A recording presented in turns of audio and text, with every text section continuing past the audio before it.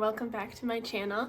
If you're new here, we talk about all things homesteading, homemaking, and just our journey to a slower, more simple life. And as you saw at the beginning of this video, I am putting away the winter decor and really bringing out all of the spring. It is a little bit early, but I really don't mind. I am definitely ready for the warmer seasons, and spring is my absolute favorite season of the whole year. I just love the feeling of kind of new beginnings, and that's what spring really feels like to me. The cold is just melting away, and all the new blossoms of flowers and trees start to come, and there's the baby animals, and just everything about it I really enjoy. Even though where I live, spring is kind of a mud season because it's just very wet and muddy. It still really is beautiful, and I always love seeing the crocuses come up. They're one of the first things to start coming up out of the ice. And just when the temperatures start to get warm, I thought it was quite warm the other day, and I went out for a walk with not as much heavy gear as I normally do, and it was only like 42. So for me, it doesn't take much to feel warmer. I know 42 in a lot of places is like the cold temps, but for me here in February, March, a 40-degree day is like going to the beach. But I really do like to change the decor with the seasons because the seasons just make me very happy. I really love living somewhere where the seasons are so noticeably different. And so I like to incorporate different colors, and I even change the colors in my clothing as the seasons turn. But today also marks exactly 2 weeks from when we planted our seeds together, and they are doing so well. So I really want to show you, and also I'm gonna start separating them because with the little seeds, and I planted quite a few, there's a lot. So I need to kind of move them into separate containers already, as well as I might need to take out some of the weaker ones. But let's just first go ahead and look at everything and how it's doing. So first, let's look at a tray of all tomatoes. And these are all different varieties, but they all are doing incredibly well. As you can see, there's tons of germination that has happened. A lot of these right in front of me currently are my cherry tomato varieties. So for example, this is my bumblebee cherry tomatoes. As you can see, really good germination on those. Really good germination on all of the tomatoes, and they came right up very quickly. I don't think there was any that didn't do well. I think the one that has the least in it is these dad ones. I don't remember the full name because I just put kind of an abbreviation on it, but they're all doing incredibly well.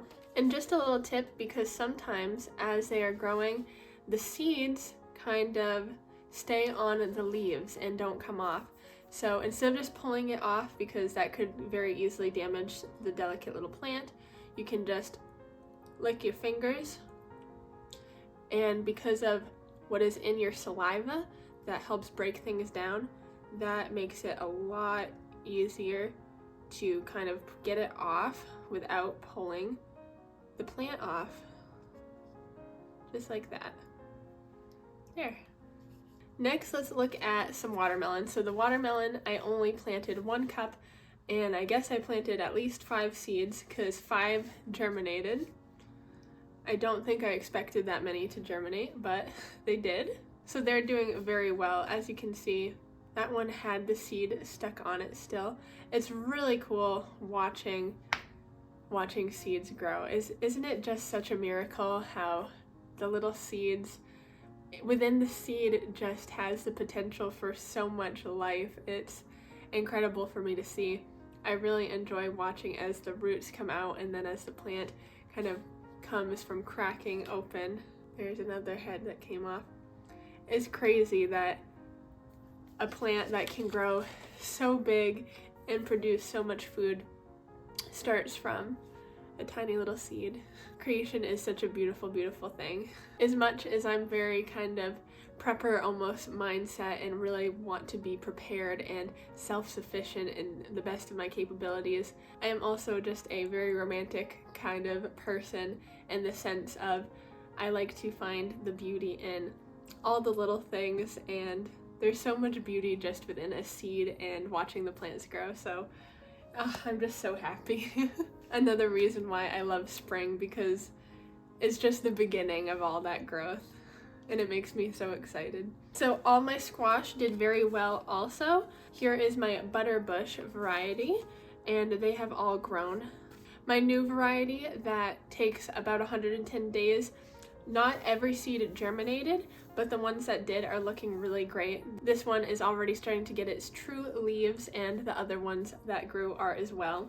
And my pumpkins are doing great. As you can see, this one has a very big true leaf already present, and this is just gonna take off. So like I said, you probably shouldn't start things as early as I did if you don't have like a greenhouse or something, but I am just fully prepared to have a jungle in the living room. So that is why I did that. I really just wanted to get as much of a head start as I could, especially with some of these new things that I'm trying, such as my new squash variety and my peppers, which I have grown a type of pepper from a store before, but that was many years ago, and never have grown from seed. But speaking of the peppers, let's go ahead and look at them. So they actually took a very long time. They did not pop up anywhere near as fast as the tomatoes or anything else. And I know that a lot of people who talk about growing seeds under grow lights, they also say that for things such as eggplant, which I'm not growing this year, but peppers, and even a lot of people say for tomatoes, you should really have heat mats. And I'm not disputing that that would probably be very helpful, because these plants do enjoy warm environments, of course. But I will say, definitely as far as tomatoes, I have never ever had any issue with germination and them sprouting. And the house I'm in is relatively cool. We keep it at like 63 in the night. It's higher during the day, usually like 68, but we do keep the house pretty cool, and it's near windows, which can get kind of cool too. And I have obviously no issue with the germination of tomatoes, as you just saw. And I was starting to wonder if the peppers were going to be a little bit more finicky. I like to experiment with things, so I don't like to just go by what I am hearing. I like to kind of see for myself. And I am starting to see them pop up now. I think they do just take a little bit longer, and possibly with a heat mat they would have come up sooner. But that's why I'm glad that I started them as early as I did.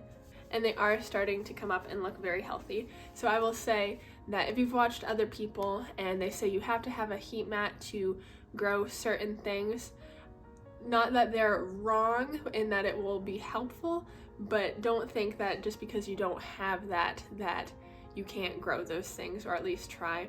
I don't have heat mats and I'm doing a-okay. So all the peppers that I've started now do have some growth to them. Not to the point I need to separate them yet, but the jalapenos are looking good. We got bell peppers coming up, and that variety that was super spicy. I can't remember what it's called. The Darrell pepper. That is coming up as well. And last is kind of my herbs slash flowers. So the only thing that has not come up is my milkweed, and I did the same thing last year, tried to grow milkweed, and it will not germinate for me. I'm not sure if it is a heat issue or what it could be, but that is the only thing out of everything I planted that just hasn't seemed to germinate. The chamomile came up right away, and there's lots of little chamomiles. I probably should have tried to do a little bit better with those super small seeds to not just plant so much of it, but I did. My toothache plant seems to be coming up as well now. That one took longer. And the yarrow and coneflower are just starting to come up as well. The ones that really took off right away were the chamomile and the safflower, which, as you can see, those are big. I'm definitely going to be transplanting those into cups today, and I'll probably do the same with the chamomile as well. But now that we looked over everything, now I'm just gonna start kind of separating, and I'm gonna give everything a good water while they're out as well, because it's just easier to water them when they're not in the shelf.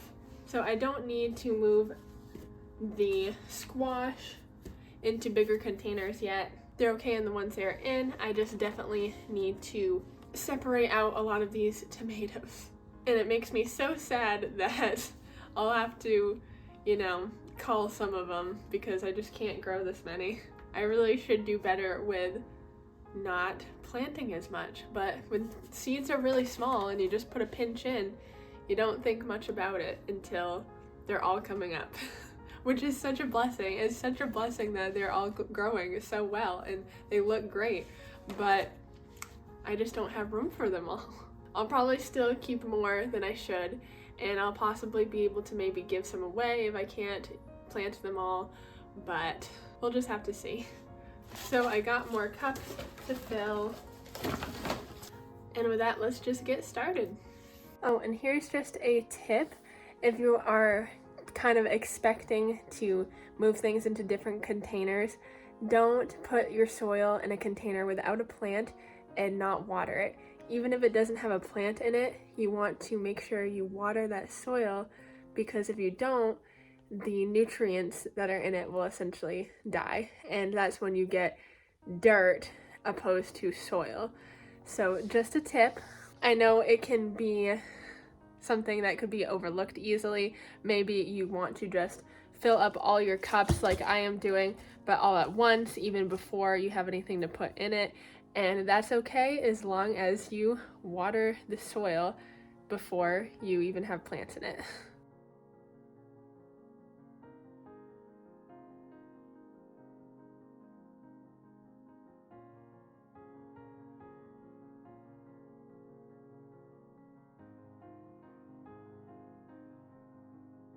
Thank you guys for joining me for that video. If you like this kind of content and would like to see more in the future, please consider subscribing so that you can join our community of like-minded folk. And I do hope to see you in the next one. Bye-bye!